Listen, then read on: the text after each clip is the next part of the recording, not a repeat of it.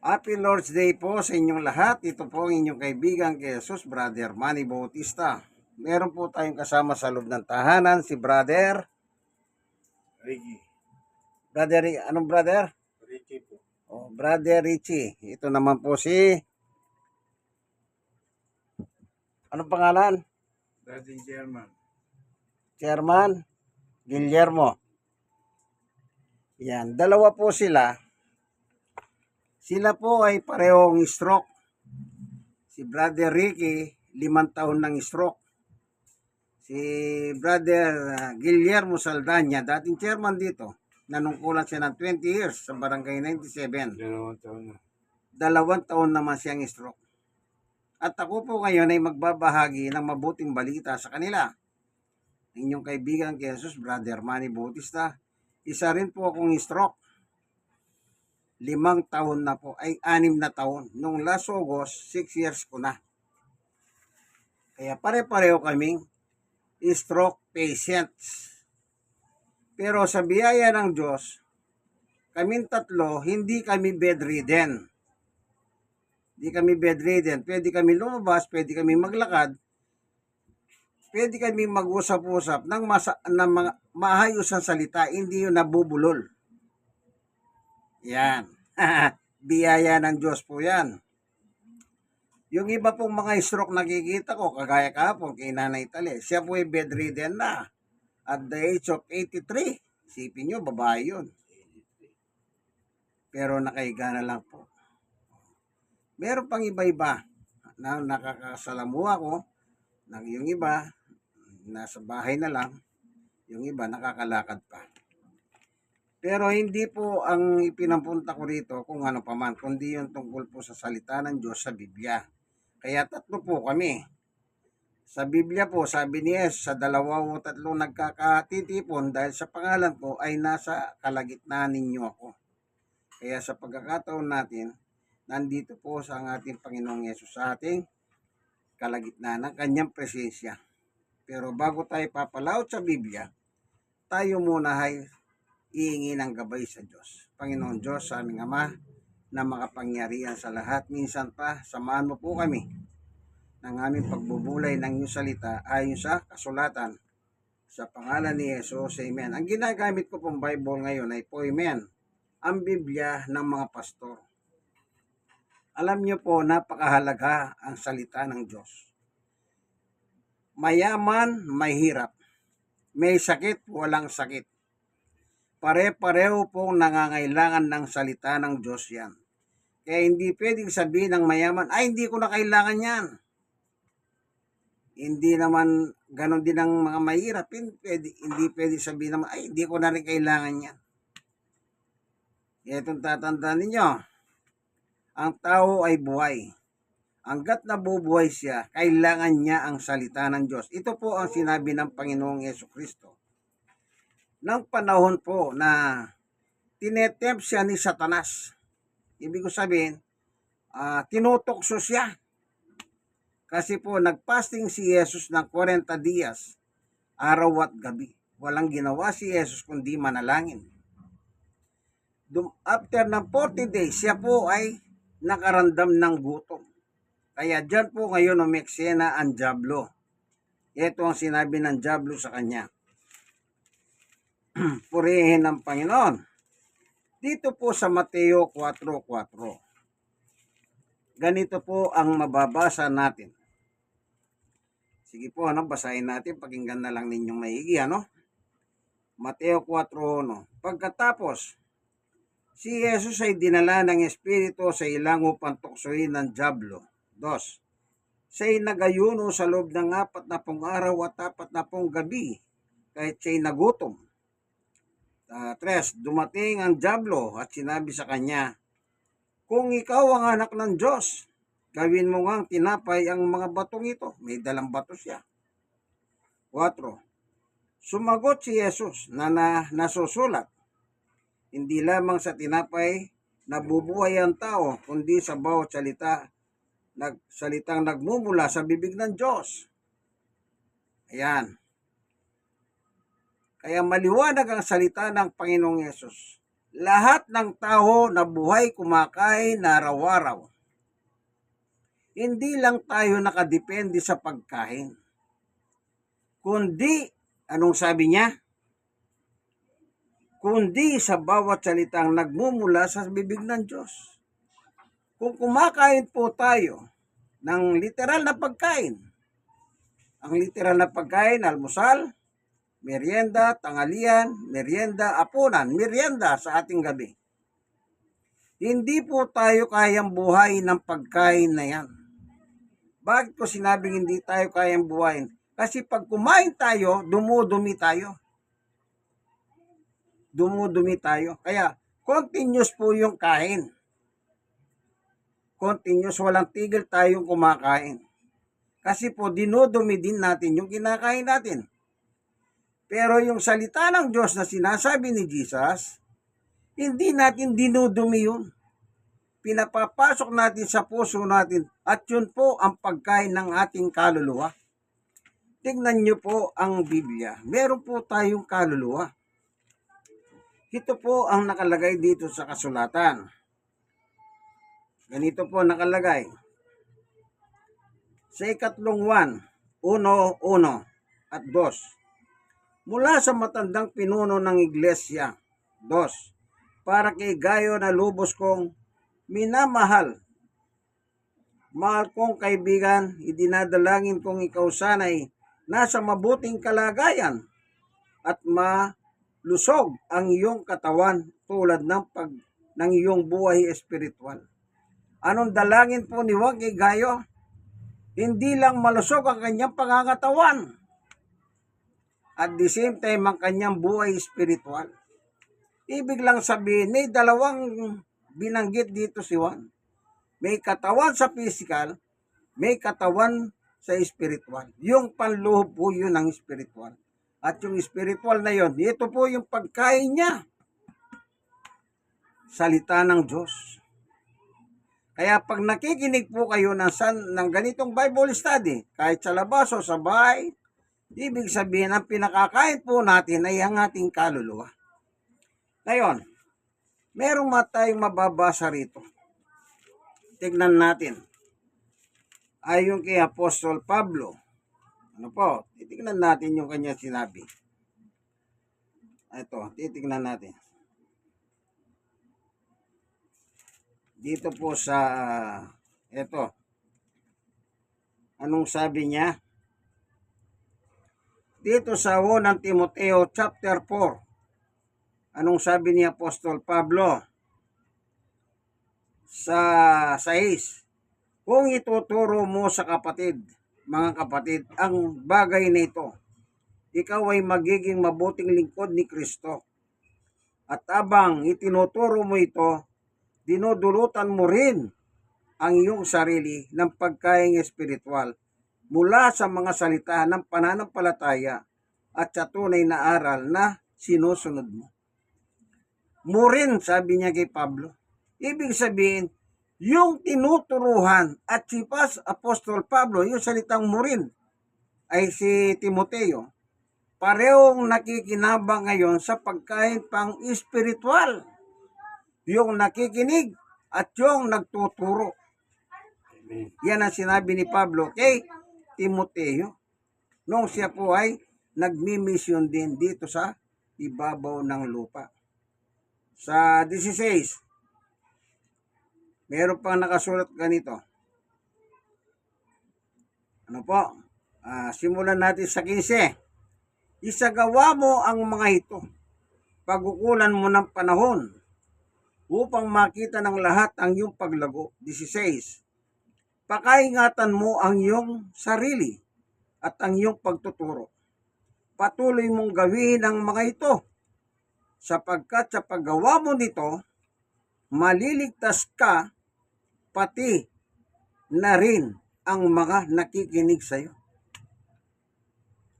Ibig sabihin, bukod sa pinakakain mo ng pagkain pang-espiritual ang kaluluwa natin, sabi ni Pablo kay Timoteo, at the same time, taglay mo yung kaligtasang kaibigan, yung nangangaral at yung tinuturuan. Taglay nila yung kaligtasan na ibinibigay ng Diyos. Maliwanag sa sulat ni Pablo kay Timoteo. Ulitin natin ha. Patuloy mong gawin yan. O, alin ang gagawin ni Timoteo? Di mangaral. Di naman siya nagtatrabaho. Nangangaral nga eh. Patuloy mong gawin ang mga ito. Sapagkat sa paggawa mo nito ay maliligtas ka pati na ang mga nakikinig sa iyo. Kaya sabi ni Pablo, Timoteo, pakaingatan mo ang iyong sarili at iyong aral. Yung tamang aral po ang tinutukoy dito. Ngayon, naglitawan, ang daming aral, ang gulo-gulo. Anong mga aral na iba? Si Jesus, hindi Diyos yan. Isang aral yan, maling aral yan. Pero may mga taong hindi naniniwala dyan. Sige, may babasahin natin. Si Jesus ba ay Diyos? Okay. Tingnan natin sa sulat ni Juan. Sa unang 1, chapter 1, verse 1. Sumulat kami sa inyo tungkol sa Kanya na sa simula pa, siya na ang salitang nagbibigay buhay. Siya ang aming narinig at nakita, napagmasdan at nahawakan. 2. Nahayag ang buhay na ito. Nakita namin siya at pinututuhanan namin at ipinangaral sa inyo ang buhay na walang hanggan na kasama ng Ama at nahayag sa amin. 3. Ipinahayag nga namin sa inyo ang aming nakita at narinig upang makasama kayo sa aming pakikiisa sa Ama at sa Kanyang anak na si Jesucristo. Isinusulat namin ito upang malubos ang aming kagalakan. Ipinangangaral ni Juan si Jesus na kanilang nakita, napagmasdan at narinig, nahawakan ng kanilang kamay, nakasama sa kanilang misyon. Sino ang pinapakilala ng mga lingkod ng Diyos? Walang iba kundi ang anak ng Diyos. Sino yon? Ang ating Panginoong Jesucristo. Punta tayo sa chapter 5 verse 20. At nalalaman nating naparito na ang anak ng Diyos, Jesus. At binigyan niya tayo ng pangunawa upang makilala natin ang tunay na Diyos. At tayo nasa tunay na Diyos at sa Kanyang anak na si Jesucristo. Siya ang tunay na Diyos at buhay na walang hanggan. Maliwanag po, sabi ni Juan. Ang ating Panginoong Yesus ay ano? Ano siya? Siya ang tunay na Diyos at buhay na walang hanggan. So, ibig sabihin, tunay pala si Jesus, hindi pala peke. Bakit tayo tanggapin ng tao yan? Diyan lang po ako nagtataka. May mga tao nagbabasa ng Biblia, gaya ko. Bakit yung nakasulat sa Biblia, kinokontra pa nila? Kaya ang tanong ko sa kanila, ganito lang eh. Bakit? Nabuhay ba kayo sa panahon ni Juan? Dapat, nung pang buhay si Juan, buhay kayo. At noon pa lang na nagsulat siya, kinontra na ninyo siya. Hindi eh. Ngayon nila kinokontra ang sulat ni Juan. Paano pa makakadepensa si Juan? Wala na. Dahil lang sumulat nito, matagal na rin patay yun. Paano makakadepensa yan, kaibigan? Patay na. Kaya sabi ko sa kanila, ibig bang sabihin mas magaling pa kayo kay Juan na sumulat ng talata? Yan po yung mga antikristo na naglipa na dito sa ibabaw ng mundo. Bakit antikristo? Laban kay Kristo. Yan ang ibig sabihin ng antichrist. Nilalabanan nila ang aral ni Kristo. Samantalang si Juan, ang pinangangaral nila, si Kristo. Sino si Kristo? Tunay na Diyos. Bakit? Si Juan po lingkod ng Diyos eh. May mali ba kay Juan?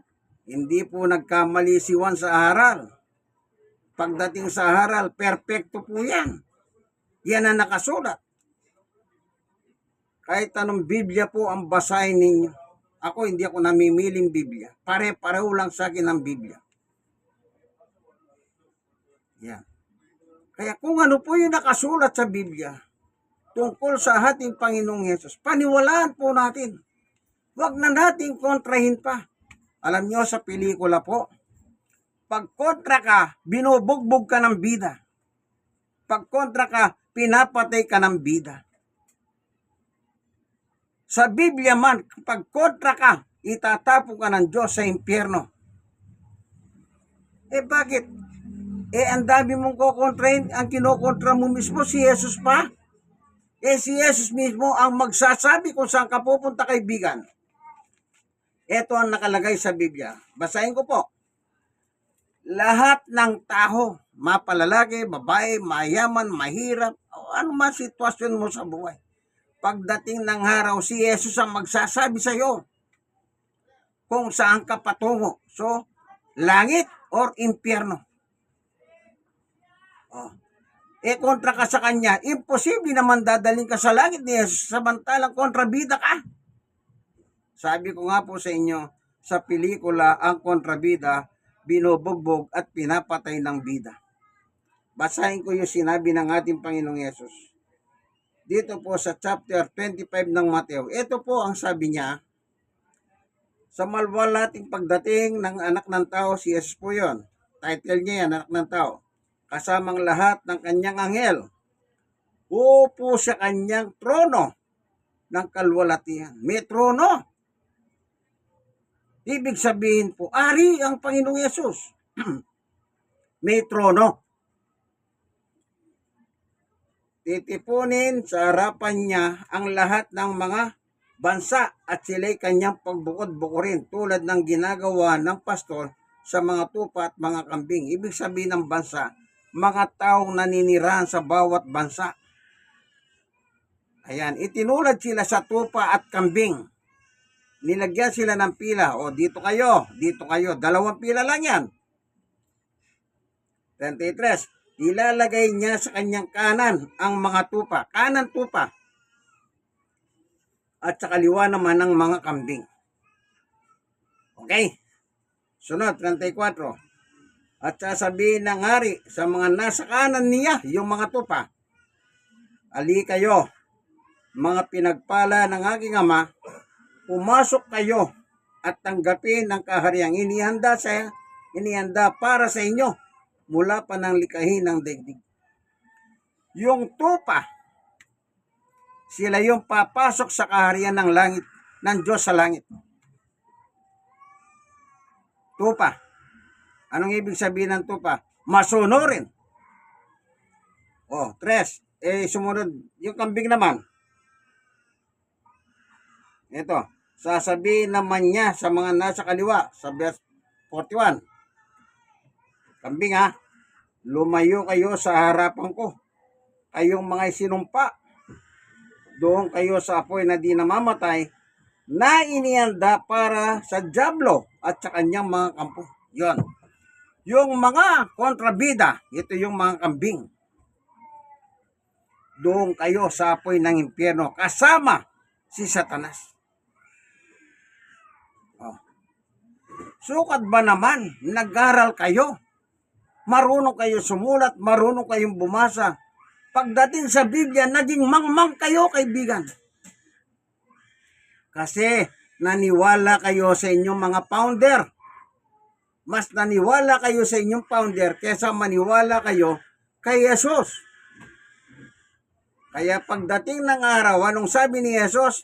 Doon kayo, mga kontrabida, sa apoy ng impyerno, kasama si Satanas. Kaibigan, kaya nagtataka lang ako sa inyo. Pinag-aral kayo, marunong kayo magbasa, bakit kinokontra nyo pa ang Biblia? Yung nga po sinasabi ko, mas magaling pa kayo sa mga lingkod ng Diyos na sumulat.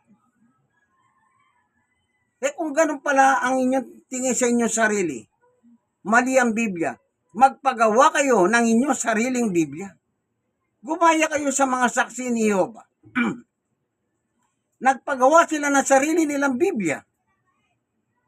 Kahit magbulahan sila, ang ginagamit nila, yung Biblia ang pinagawa nila mismo nung kanilang founder. Oh. Pero ang mahirap, gumagamit ka ng Biblia, binabasa mo ang Biblia, pagkatapos yun nakasulat, kinukontra mo. Kaya wala kang pinagkaiba sa mga binubugbog ng bida sa pelikula.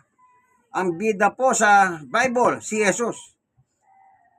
At kayo po, yung mga kontra kay Jesus. Yung itatapon sa apoy ng impyerno. Huwag kayong mag-alala. Meron naman kayong kasama. Sino nakalagay? Kasama nyo ang Diablo. Oh.